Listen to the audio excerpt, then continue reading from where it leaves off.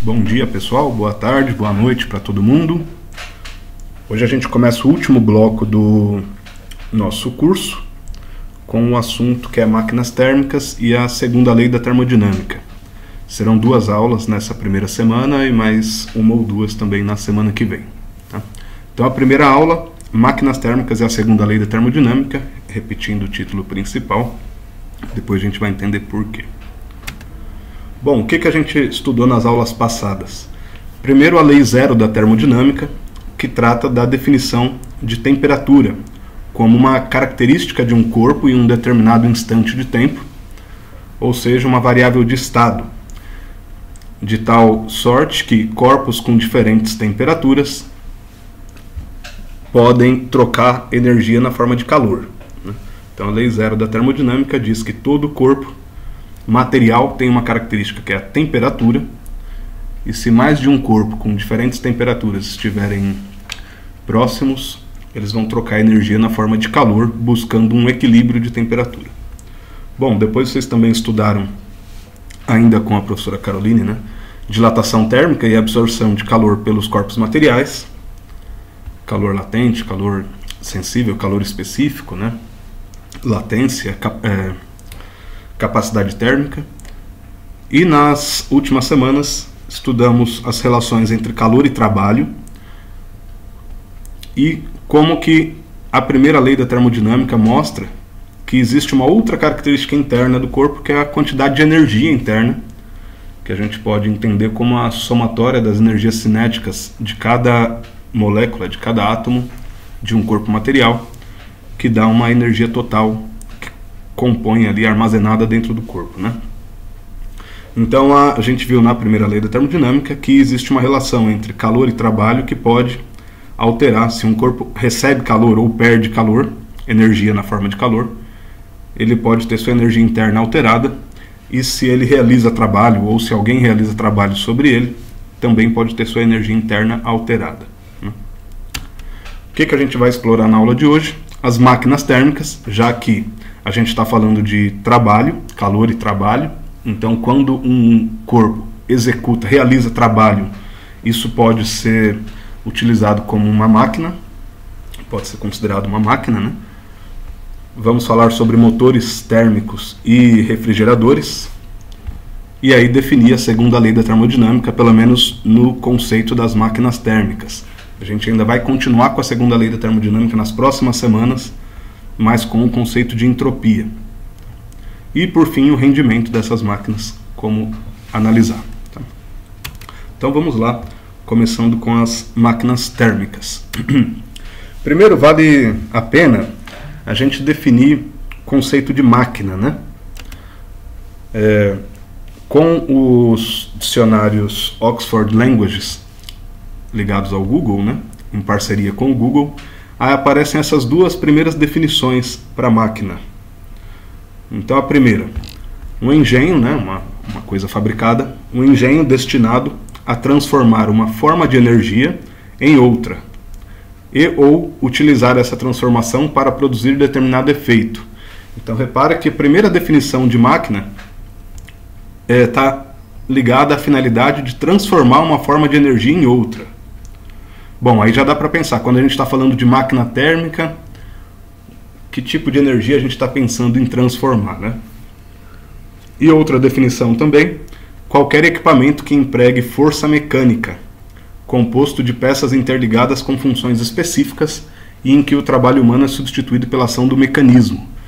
Então repara, essas 2 definições vão auxiliar a gente a entender o que é uma máquina térmica. Então é um engenho destinado a transformar uma forma de energia em outra e que emprega força mecânica. Tá? Então, na prática, o que a gente vai entender como máquina térmica a princípio, né? Uma máquina que transforma energia térmica em energia mecânica. Tá? Ou seja, um equipamento que emprega força mecânica, ou seja, produz ali, disponibiliza uma quantidade de energia mecânica por meio de uma outra forma de energia, que no caso aqui desse estudo, a energia térmica, né? Então a máquina térmica a gente vai definir assim, aquela utilizada para transformar parte da energia térmica, calor, de um sistema em energia mecânica, por meio da realização de trabalho. Então, esse é o princípio simples. A gente pode aprimorar isso, mas não agora, né? Então, a máquina térmica vai ser aquela utilizada para transformar energia térmica em energia mecânica. Tá? Vamos deixar assim por enquanto. Alguns exemplos, né? Então, vale lembrar também o que é um sistema termodinâmico, porque a gente vai falar bastante de sistema aqui. É um sistema macroscópico formado por muitas partículas. Tá? Então, eu estou agora aqui segurando uma garrafinha de água. Isso é um sistema termodinâmico. Uma garrafinha de água, porque essa água aqui dentro é formada por milhões e milhões de partículas, né? Quando um sistema recebe calor, ele pode realizar trabalho. A gente viu alguns casos na aula passada, né? De tal sorte que a variação da energia interna de um corpo está ligado com a relação entre calor e trabalho. Bom, um exemplo simples, né? É se você tem um gás frio com um pistão aqui, com um êmbolo, né? E você aquece, de alguma forma você fornece energia na forma de calor para esse corpo, ele pode se expandir, aumentar o volume, pode aumentar a pressão, aumentar a temperatura, enfim, e executar um trabalho, por exemplo, empurrando o pistão aqui para frente e deslocando uma massa por uma certa distância. Então, a partir do momento que esse corpo absorve calor, ele pode ter a variação da energia interna e executar um trabalho, ou ele pode executar um trabalho sem variar a energia interna, enfim, tem todos aqueles processos que nós vimos nas aulas passadas, processo adiabático, isotérmico, isovolumétrico, isocórico, enfim. Tá? E há um dos processos que é importante para a gente entender as máquinas térmicas, que são os processos cíclicos. Se vocês recordarem da outra aula, quando um sistema realiza processos intermediários, mas retorna ao estado inicial, ou seja, ele varia a temperatura, varia a pressão, varia o volume, mas depois dele realizar esses processos, ele retorna para a mesma temperatura inicial, mesma pressão inicial, mesmo volume inicial. Quando o processo ocorre dessa forma e retorna para o estado inicial, não tem variação da energia interna. Então a variação da energia interna é zero, ou seja, quantidade de calor absorvida pelo sistema é transformada em trabalho, ou vice-versa, né? Trabalho executado sobre um sistema é transformado em calor liberado para outro ambiente. Então, se você tem um processo cíclico ocorrendo, você pode converter energia térmica na forma de calor em trabalho. Um exemplo aqui mais simples possível seria um sistema que sai do estado A, que tinha aqui uma certa pressão e ocupava um certo volume, e ele vai para o estado B, mantendo a pressão alta, ele aumenta o volume, depois ele reduz a pressão mantendo o mesmo volume, depois ele reduz o volume mantendo uma pressão baixa, né? Uma pressão mais baixa aqui, depois ele aumenta a pressão mantendo o volume baixo. Repara, o que acontece nesse sistema? Se você lembra como calcula trabalho, está ligado com a pressão e o volume. Ou seja, se você tem uma variação de volume sob determinada pressão, significa que o sistema executou um trabalho. Pode olhar para esse gás aqui em cima, por exemplo. Ele aumentou o volume, exercendo uma pressão no êmbolo. Se ele aumentou o volume exercendo uma pressão no êmbolo, ele executou trabalho. Quando a gente olha para esse gráfico, de A para B teve um aumento de volume, e de C para D também teve uma redução de volume com o mesmo valor absoluto, né, em módulo. Só que a pressão era diferente. O volume realizado pelo sistema, por exemplo, aqui para empurrar o êmbolo de A para B, pode ser aqui empurrando o êmbolo de A para B. Depois o volume reduzindo de C para D, pode ser, por exemplo, alguém aqui por fora empurrando para dentro novamente. Eles não são equivalentes em termos de trabalho, porque apesar de a variação de volume, o dV ou ΔV, ser equivalente de A para B do que de C para D, de A para B foi em alta pressão e de C para D foi em baixa pressão. Então o P era diferente aqui, quando o sistema executou trabalho de A para B e quando ele sofreu trabalho de C para D. Então ele executou mais trabalho do que ele sofreu. Percebem? Então se o sistema executou mais trabalho do que sofreu de trabalho, então o resultado é que ele executou mais trabalho. O trabalho foi positivo, né? Nessa soma entre o que ele executou e o que ele sofreu, tá? Retornando ao estado original. Então ele deve ter absorvido calor nesse processo, porque para o trabalho ter dado um resultado positivo é porque o calor, a quantidade de calor também foi positiva, tá? Bom, isso é um exemplo. Quando a gente fala de máquinas térmicas, a gente precisa pensar em processos cíclicos. Por qual motivo? Qual é a finalidade de uma máquina? É realizar trabalho continuamente, não apenas em uma transformação. Se a gente olhasse aqui para essa imagem, eu aqueci o gás, ele executou uma ação de empurrar o corpo para frente. Mas aí não é uma máquina. Uma máquina tem que ficar produzindo esse trabalho de forma contínua, né? Então, quando a gente pensa numa máquina que faz um processo cíclico, então ela tem essa finalidade de realizar trabalho continuamente, não apenas em uma transformação, mas ficar realizando várias transformações de modo cíclico, né? Alguns exemplos: motores a combustão, motor a gasolina, motor a álcool, motor a diesel, máquina a vapor, né? Usinas térmicas, mesmo usinas termoelétricas ou termonucleares, tá? Entre outros casos. Então, um exemplo mais usual, né, que cada vez vai ficar menos usual por conta dos carros elétricos, é o motor a combustão, usado em 99% da frota aí no Brasil e certamente no mundo, né? Máquina a vapor também, muito usada, ainda é usada em alguns sistemas, não como trem, apenas para lazer, né, para turismo, mas em muitas indústrias. O sistema da máquina a vapor, né? Ou usinas térmicas, termonucleares, termoelétricas, tá? Também são máquinas térmicas. Então vamos tentar entender melhor como que elas funcionam, né? Então, motores e a segunda lei da termodinâmica.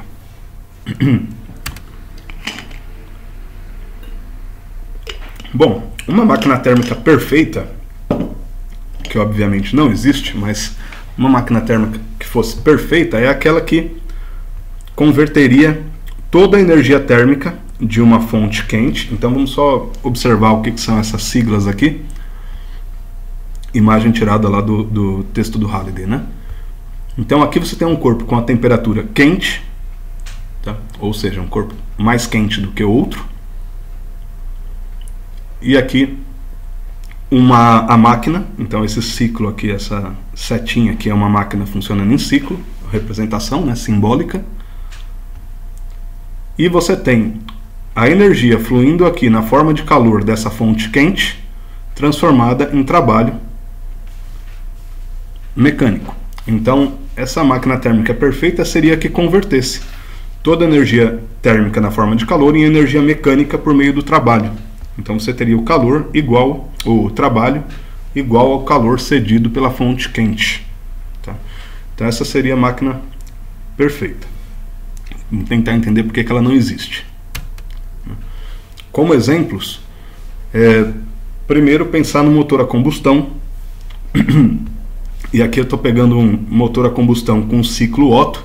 A gente tem vários ciclos possíveis, vamos entender na próxima semana. Mas agora usar esse exemplo que é o ciclo Otto, que são motor de 4 tempos a gasolina, etanol, flex, gás natural, enfim. Tá? Diesel não, por exemplo. Diesel funciona com ciclo diesel, que é um pouquinho diferente.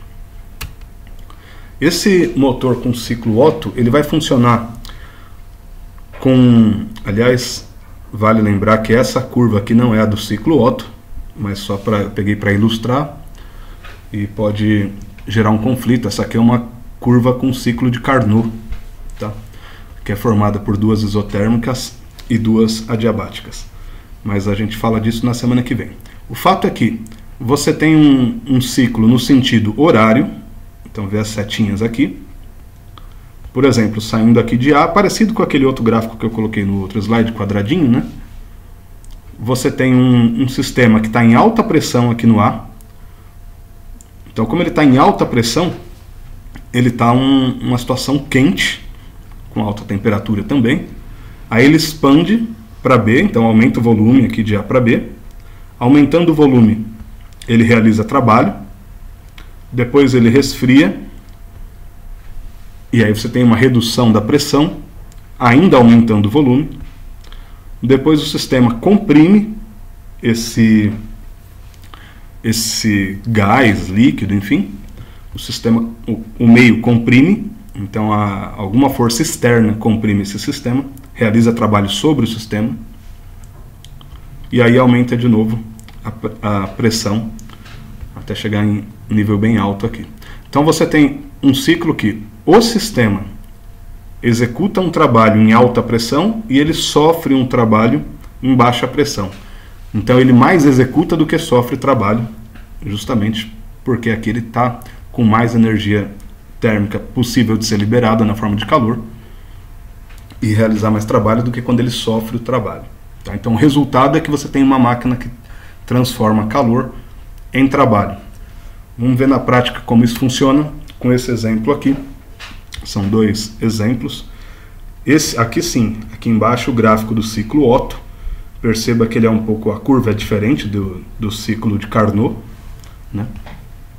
O ciclo Otto tem uma subida abrupta aqui de pressão, tá? Uma descida um pouco mais parabólica aqui. E uma queda de pressão também bem abrupta aqui, rápida. Tá? E tem mais uma ida e volta aqui embaixo. Mas funciona em ciclos. Tá? O importante é isso. Olhando com um pouco mais de movimentação aqui, repara aqui embaixo o que está acontecendo. Eu vou parar aqui. Opa. Então aqui no 1, são 4 tempos. No primeiro tempo desse motor, é o tempo da admissão. Esse é um exemplo de motor de automóvel. Tá? Então o primeiro tempo é a admissão, tem um textinho aqui embaixo também, nessa animação do professor Stefanelli. Não vou ler agora aqui, depois vocês deem uma olhada com mais calma, podem pausar o vídeo, né, senão vai demorar muito. Mas enfim, nesse processo de admissão, ó, enquanto eu estou indo aqui, eu estou com o mouse aqui passando no 1, né? Essa primeira parte do ciclo, se você olhar aqui embaixo, é a ida aqui da bolinha aqui da representação, né? Então tá vindo para cá. O que está acontecendo nessa primeira etapa aqui?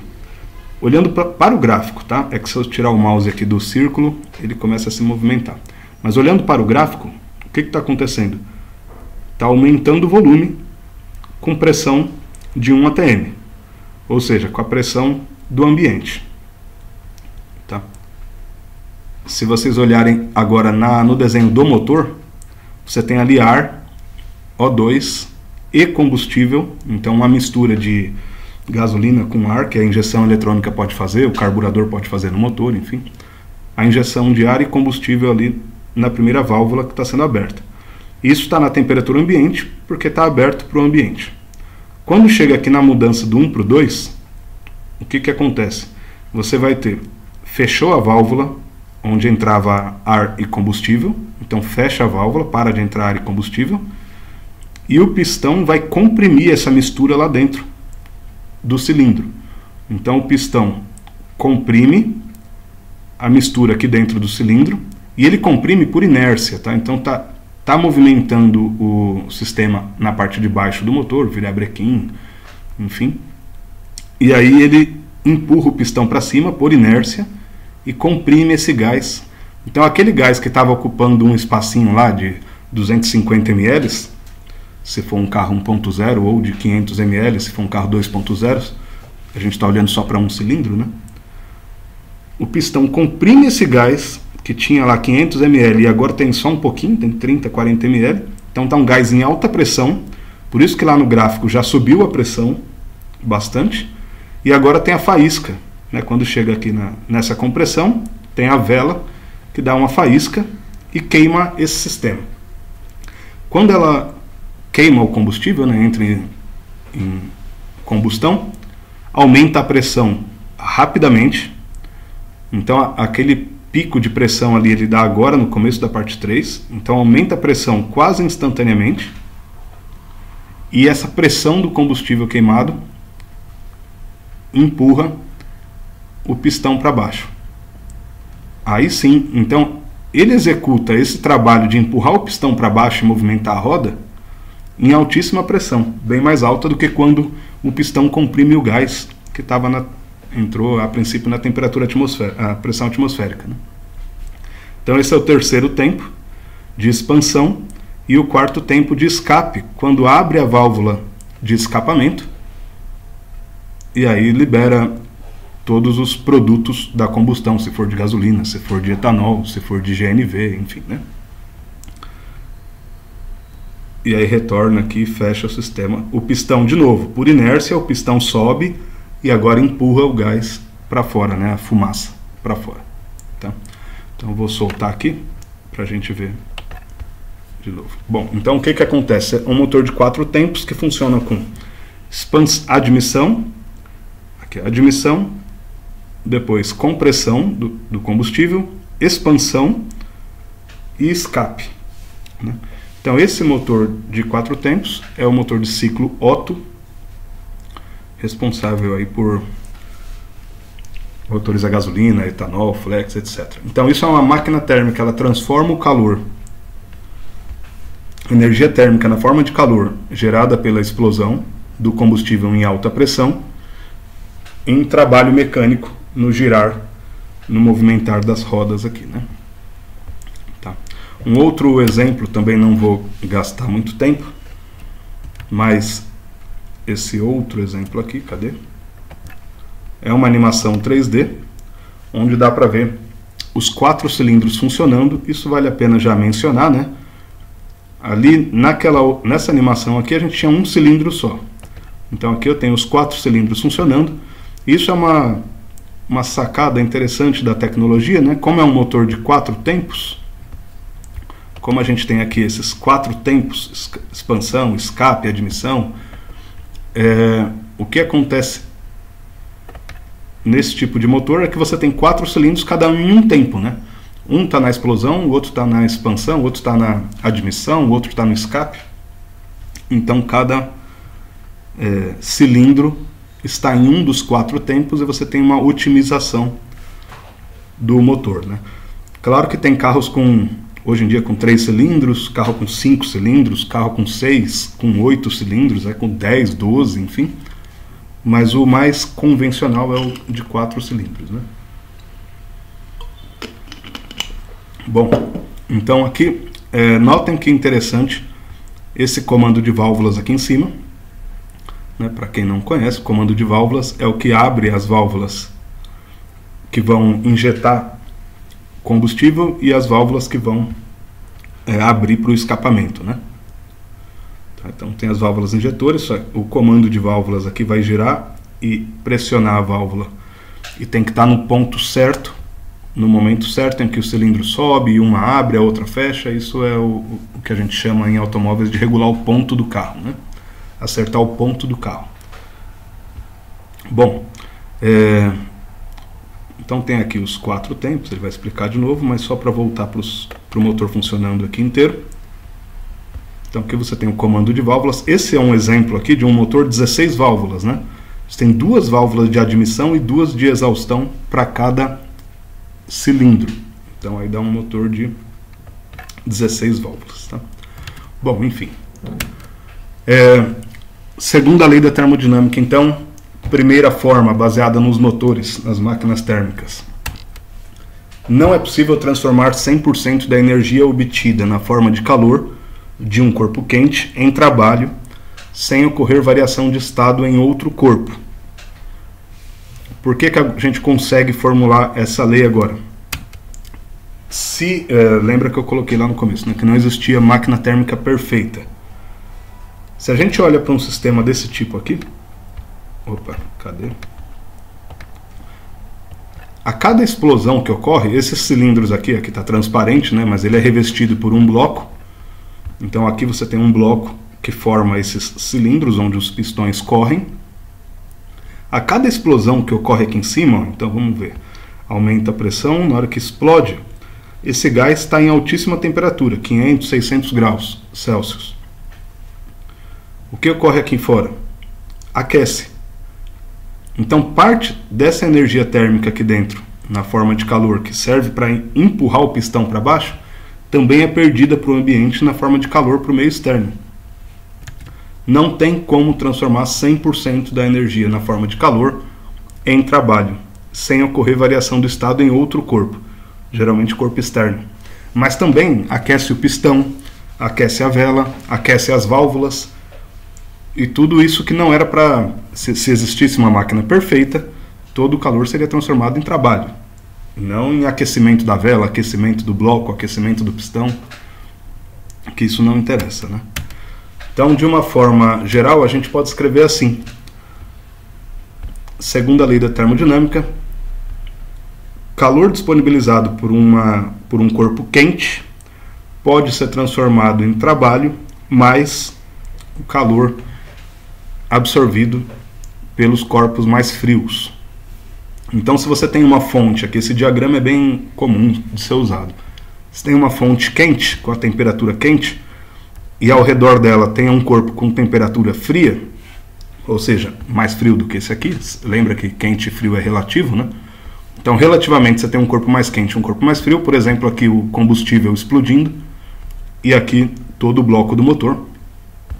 Você pode usar parte dessa energia para produzir trabalho, mas, inevitavelmente, parte dessa energia vai ser absorvida na forma de calor pela vizinhança. Tá? Então não existe máquina térmica perfeita, essa é a segunda lei da termodinâmica.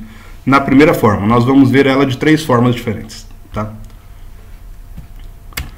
Bom, é isso. Então vamos para a segunda aula.